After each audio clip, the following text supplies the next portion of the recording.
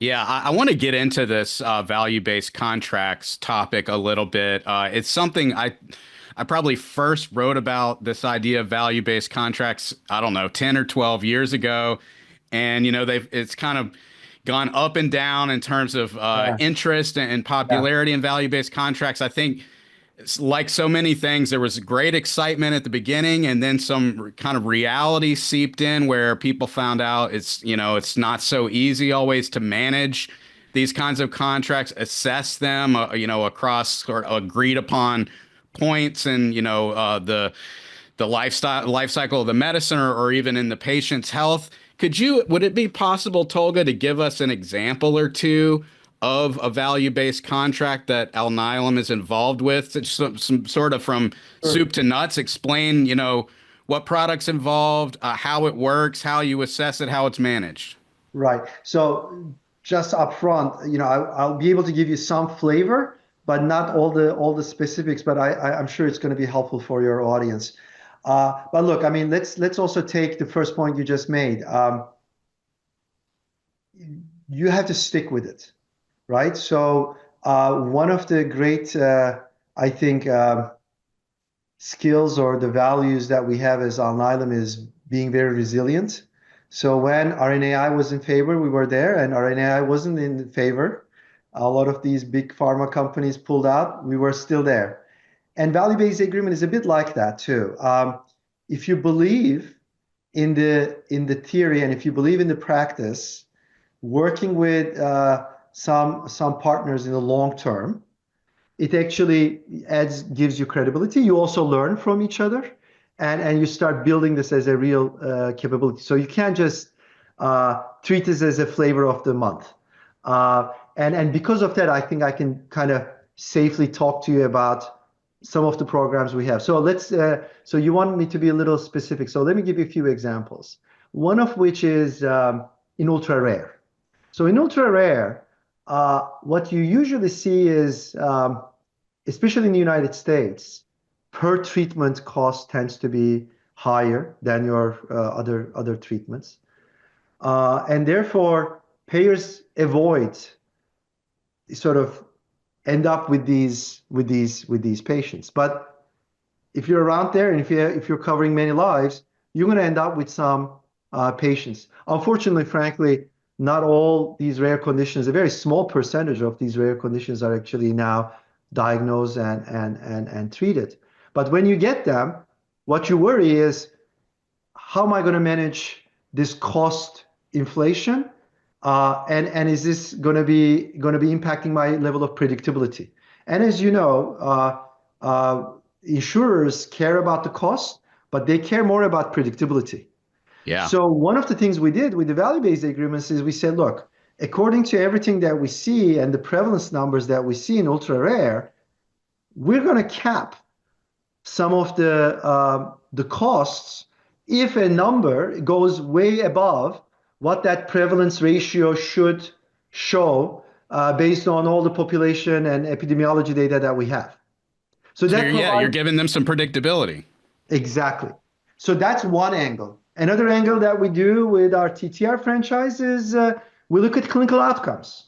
We say, look, according to this, here's how the patient should behave.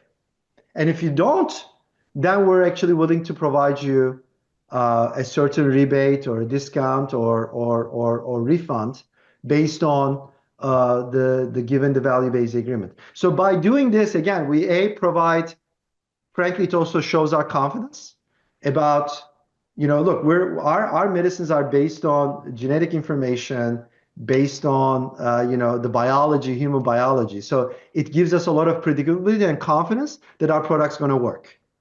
And now, we're just about to finalize our CV outcomes study on our cardiomyopathy. We just the labeling, I should say, we just published the Helios B. So we know these products work. We know that actually it provides a real benefit to the patient. So why not actually tell the payer that we stand behind those data points?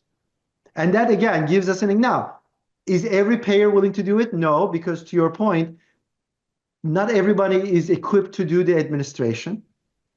of how to follow up these patients. They say, by the time it takes me to actually follow up the patient and administer this, it's going to get more costly.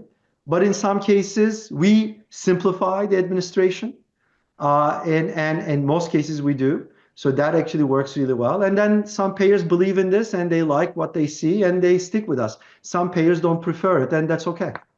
So you're working directly with the insurers to help set up this whole program of how they can manage results. Do you find, I mean, does it work better with And insurers who in have some some ex governments, by the way, sorry to interrupt you, but in some cases we do work ex-US with some governments. with governments as well, right? Do you look for health insurers or governments who have some experience in these kinds of deals, or are you also building some of, forging these for the first time with some health insurers? It's a little bit both. Frankly, those who have started the journey 5, 6 years ago with us, they like what they see, so they stick with us. And in some cases, we publish and show them, hey, look, this is what your competitor is doing. Wouldn't you like to be part of this? And especially those plans that look at the totality of the patient, that are well integrated networks. They really like this. So they not only have the insurance system, but they cover the patient at the payer side, and also provider side. So they actually fund the hospitals. Those systems, they really like that. Right. Yeah. I wanted to move on to Alnylam, kind of crossing back over into larger therapeutic indications. But before we leave rare disease, I wanted to ask you about diagnosis, which is a critical aspect of rare disease. Getting the right diagnosis, critical. I'm wondering what Alnylam does, what kind of work Alnylam does, in just in terms of helping patients get diagnosed. What can you tell me about that? So that's you're spot on. The ultimate test is once you make the product available, we immediately see, first of all, a pool of patients that were already diagnosed and they are desperately looking for an option. And we go and make sure that you treat that. But then you need to actually continue the pool of patients, that the flow of patients that are coming in down the pike, and get them treated early. So making the product available is actually a big leap forward in itself because it increases awareness.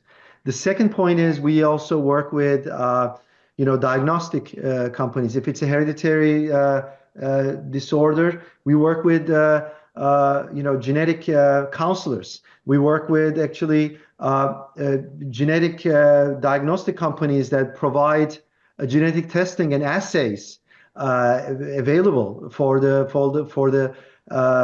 providers. So it's essentially really becomes a question of where is the problem? Is it really about sort of genetic testing? Is it really about awareness? Or is it actually really improving the non-invasive ways to diagnose the patient? Right. In one instance, for instance, in TTR, we've been fortunate enough to have scintigraphy. Essentially, it's imaging a tool that is widely available in the US, but you can actually make it multi-purpose. And by taking a different dye, you actually essentially having the accumulation of amyloidosis in your body light up. It wasn't invented for that. Now, one of the institutions that we work very closely figured out that it can be used for that purpose. So how do you actually make that available? How do you actually disseminate that information? So it's really a question of understanding the value chain, where you get stuck in patient diagnosis, and start identifying that and working with the ecosystem.